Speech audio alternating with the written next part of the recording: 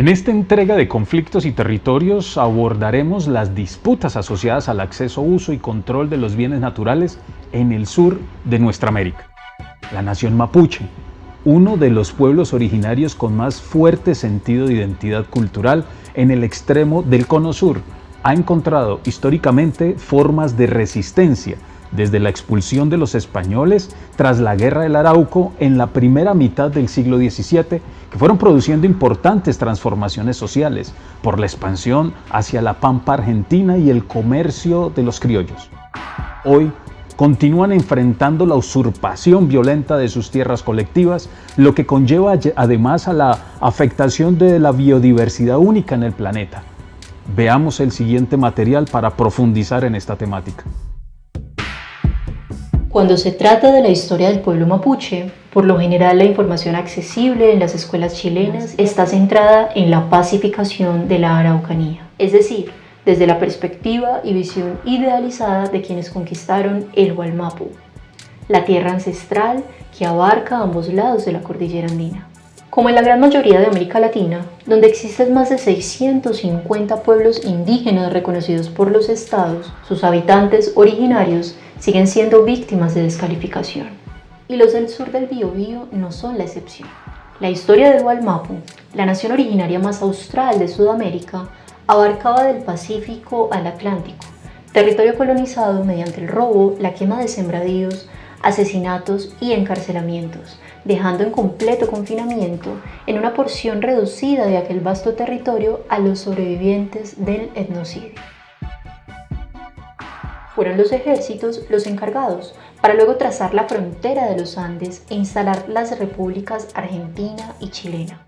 La historiografía oficial ha presentado al mapuche como enemigo de la civilización, mentiroso y traidor, lo que ha servido para el robo de sus tierras, codiciadas por empresas transnacionales y forestales, así como una élite terrateniente con millones de hectáreas bajo su dominio. Especialmente el Estado chileno, durante la dictadura de Augusto Pinochet, llegó al nivel más alto de la usurpación de territorios, entregados a las forestales y a poderosas familias que monopolizan actualmente la economía, las grandes esferas de la producción y de los medios de comunicación. En estos ricos y extensos territorios hay gas, petróleo, minerales y algo muy importante, agua, lo que hace del Wallmapu especialmente estratégico. Dos de los grupos económicos más importantes del país mantienen el control de las tierras, Maté y Angelini, vinculados a la industria forestal y con una gran capacidad de influencia política para defender sus intereses.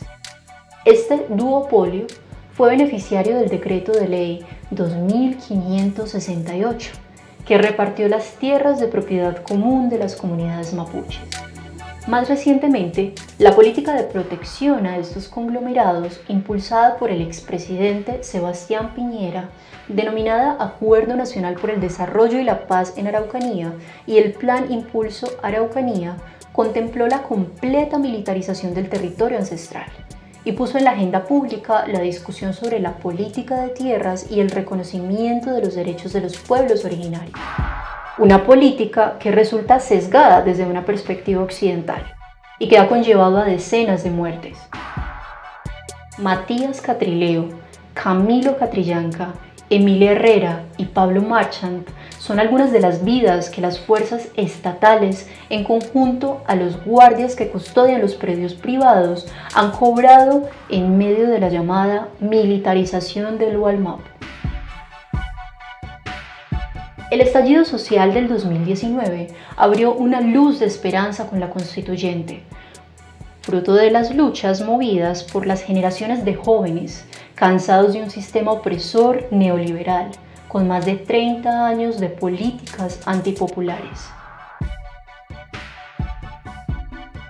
Como vemos, los pueblos nativos de nuestra América persistirán desde una perspectiva integral del territorio, exigiendo lo que les corresponde y ejerciendo la propiedad colectiva, distante a la lógica occidental.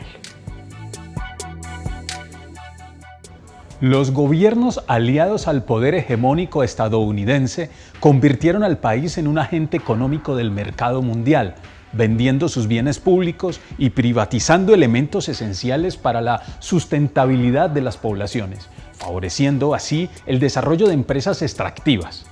A esto se suma también los principales medios de comunicación que seguían construyendo una mirada racista del conflicto. Hoy seguimos viendo el aumento de la represión contra este pueblo ancestral, la judicialización y criminalización de sus líderes y defensores. ¿Qué ocurre en las regiones del sur, en el Gualmapu? ¿Continúa la militarización para el beneficio del gran capital? El Estado, lo que nosotros hemos visto, se ha puesto al servicio del empresariado. Es así de simple. O sea, es el Estado hoy día quien resguarda los intereses del poder económico. Y eso es lo que hace además las comunidades. Recordar que nosotros hay mucha presencia policial en las comunidades mapuche. También en el último tiempo, en los últimos meses, el gobierno de Sebastián Piñera decretó un estado de excepción constitucional, por lo tanto los militares estuvieron resguardando supuestamente a las comunidades, pero lo que en realidad hacen es resguardar para que el poder económico, los empresarios sigan usufructando de los recursos que están en las comunidades. Entonces hay una relación muy, muy estrecha entre el Estado y el poder económico.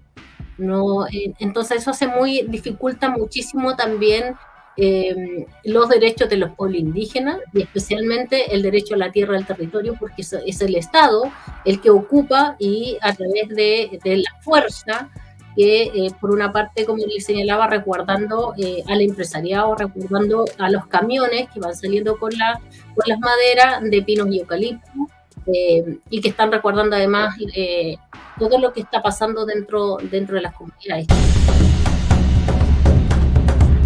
Ahora bien, en el debate de la Convención Constitucional se ha votado en el informe de Forma de Estado que Chile será un Estado regional, plurinacional e intercultural.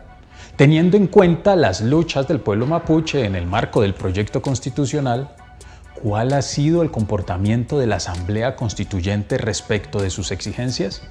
¿Hay un ambiente social y político favorable para el pueblo mapuche cuando continúan avanzando proyectos de corte extractivo e hidroeléctrico? Pues nosotros cuando llegamos a este proceso constituyente en julio del 2021, había una gran apertura respecto al resguardo de los derechos de los pueblos indígenas. Una apertura por parte de las y los convencionales. Y además porque dentro del estallido social, la bandera que se eleva, que se enerva en ese momento, tiene que ver con la bandera que pertenece al pueblo mapuche. Entonces, como que la lucha mapuche fue muy enaltecida en ese momento. Y a medida que ha ido pasando el tiempo, en este proceso constituyente nos hemos encontrado con varias dificultades, especialmente porque hay un alta rechazo a nuestra participación por parte de los grupos de derecha. Y que siempre están hablando de que nosotros somos los privilegiados. Imagínense nosotros, los pueblos indígenas, los privilegiados, según ellos, de este proceso constituyente. Y eso lamentablemente porque ellos, además, como tienen el control de los medios de comunicación, especialmente los medios de comunicación masivos, entonces este mensaje los transmiten y empieza a llegar a la gente. Y supuestamente, cuando hablaba del Estado, por ejemplo, se habla del Estado plurinacional, que supuestamente se va a dividir el Estado en muchos estados y que eso no es posible porque Chile es uno solo, que todos somos chilenos, que todos somos chilenas. Entonces es muy complejo como enfrentarse a esa situación, y además porque este discurso se ha ido instalando también, o se ha ido de una forma quizás no voluntaria, se ha ido instalando también en el pensamiento o en las decisiones de los grupos que eran un poco más progresistas. Y en el último tiempo nos hemos encontrado con que hemos tenido muchas barreras, muchos problemas, y que las demandas que nosotros veníamos planteando queden finalmente en el proyecto de constitución que le vamos a presentar al país. En Puelmapu, es decir, del lado argentino, también se fortalece la lucha contra la minería. En Esquel, Chubut, se logró frenar el avance de la minería en la cordillera. Aquí el pueblo mapuche tiene una herramienta legal que el resto del pueblo argentino no tiene. el Convenio 169 de la OIT y el artículo 75 de la Constitución argentina. Gracias a estos dos soportes legales han presentado muchos amparos para detener el avance minero, las represas, el fracking. Así, en ambos lados de la cordillera andina, la corporatocracia necesita que los estados levanten o anulen cualquier garantía legal, presente o futura. Se trata de estados, democracias capturadas por las grandes corporaciones y terratenientes millonarios. En la Patagonia se produjo un genocidio a partir de la ocupación militar del territorio más austral del continente, con el fin de extender las fronteras del Estado Nacional argentino. ¿Es posible hablar hoy de la continuidad de las lógicas coloniales?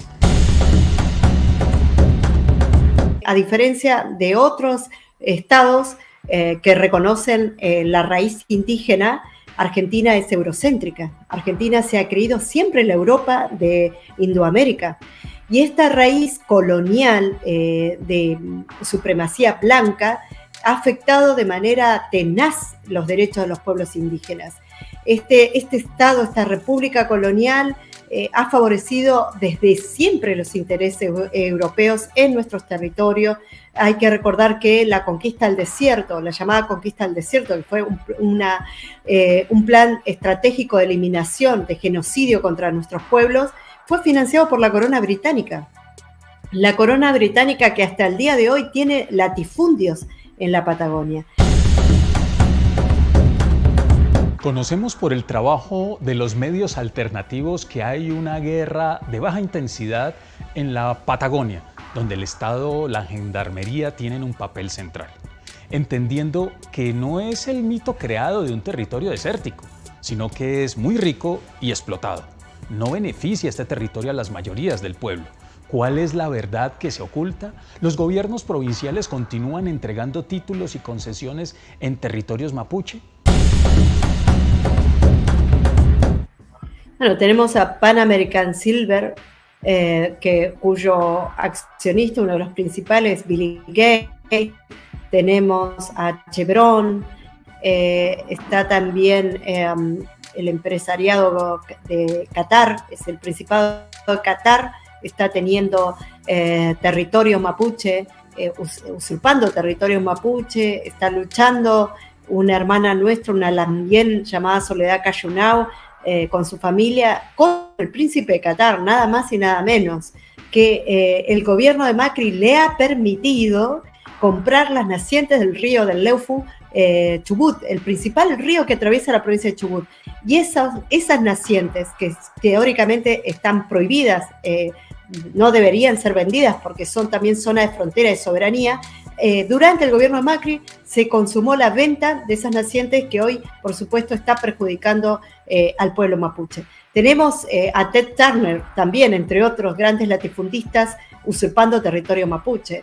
Así que hay dos cosmovisiones confrontando permanentemente. Un Estado colonial que lo que busca es beneficiar a las corporaciones, al saqueo, al extractivismo, al terricidio, a la muerte, y un pueblo, una nación como la nación mapuche decidida a defender la vida, a preservar la identidad y sobre todo a hacer nacer una nueva matriz civilizatoria. Nos va quedando claro entonces que el despojo se acentúa y se extiende hacia otras condiciones, en tanto que se trata de despojar la tierra, el territorio, pero también la cultura, la costumbre, la historia. 2. El Estado juega un papel central en tanto que favorece solo los intereses de los grandes propietarios, favorece los intereses de las multinacionales, favorece los intereses de los terratenientes y los multimillonarios. 3. La solución no pasa por el diálogo y la concertación, sino que pasa siempre por la militarización de los territorios, por la criminalización y la persecución. 4. Son los pueblos indígenas los que en América Latina y en el sur traerán las soluciones y tienen las soluciones para un mundo en crisis, para un mundo que está mediado por la crisis del capital y la crisis del sistema.